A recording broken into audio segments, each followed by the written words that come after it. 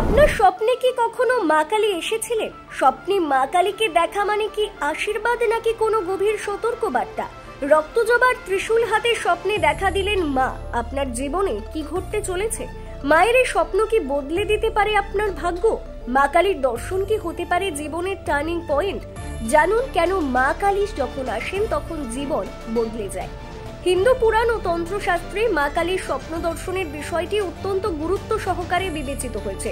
তন্ত্রশাস্ত্র অনুযায়ী কালী হলেন আদ্যাশক্তি, যিনি ধ্বংসের মাধ্যমে সৃষ্টিকে নবতর রূপ দেন। কেউ যদি তাকে স্বপ্নে দেখে তাহলে বুঝতে হবে সেই ব্যক্তির জীবনে এক গভীর রূপান্তরের সময় উপস্থিত হয়েছে।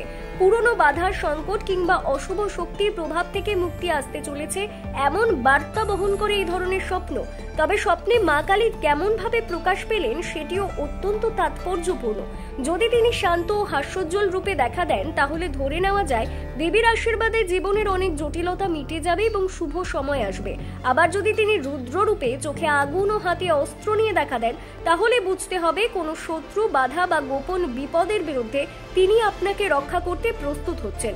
এমন সময় নিজের কৃতকর্ম ও চলমান জীবনের পথে আত্মবিশ্লেষণ করা প্রয়োজন। তন্ত্র চূড়ামণি গ্রন্থে বলা হয়েছে, স্বপ্নে মা কালীর দর্শন হলে মানুষ পাপের প্রভাব থেকে মুক্তি পায় এবং তার জীবন আধ্যাত্মিকভাবে উন্নত হতে শুরু করে। শত্রু বিনাশ, ভয় মুক্তি ও সাহস অর্জন, এই তিনটি প্রধান ফল লাভ হয়। আবার ব্রহ্মাণ্ড পুরাণে এই বিষয়কে আরো বিস্তারে বলা হয়েছে।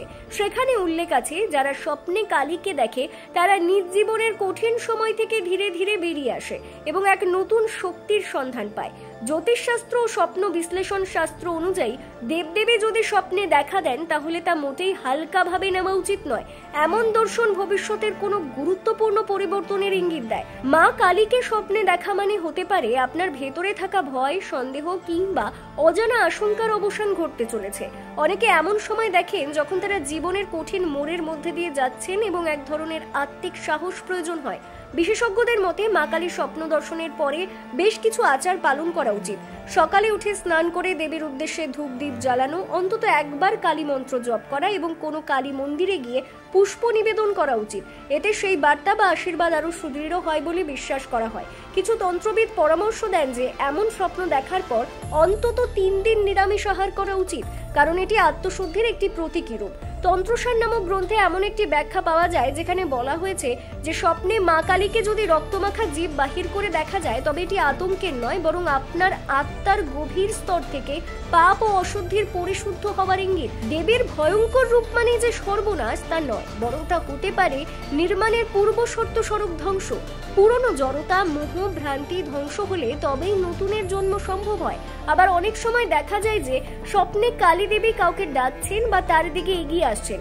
এটি এক ধরনের ডিভাইন কলিং বা ঈশ্বরীয় আহ্বান। এর মানে আপনি তার কৃপা প্রাপ্ত এবং তিনি আপনাকে কোনো বিশেষ আধ্যাত্মিক পথ অনুসরণের অনুপ্রেরণা দিচ্ছেন। কেউ কেউ এই সময় কালী সাধনা শুরু করেন, আবার কেউ কেউ তাদের জীবনের চিরাচরিত পথে এক নতুন দিশা খুঁজে পান। এই ধরনের স্বপ্নকে ভয় না পেয়ে তা থেকে শিক্ষা নেওয়াই যুক্তিযুক্ত।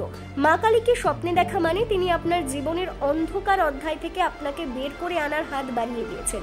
তিনি যদি রুদ্ররূপে আসেন তাহলে বুঝতে হবে আপনি এমন এক পরিস্থিতির মধ্যে আছেন যা অতিরিক্ত বিলম্বিত হতে পারে না। পরিবর্তনের সময় এসে গেছে এবং সেটির জন্য প্রস্তুতি নেওয়া এখনই দরকার।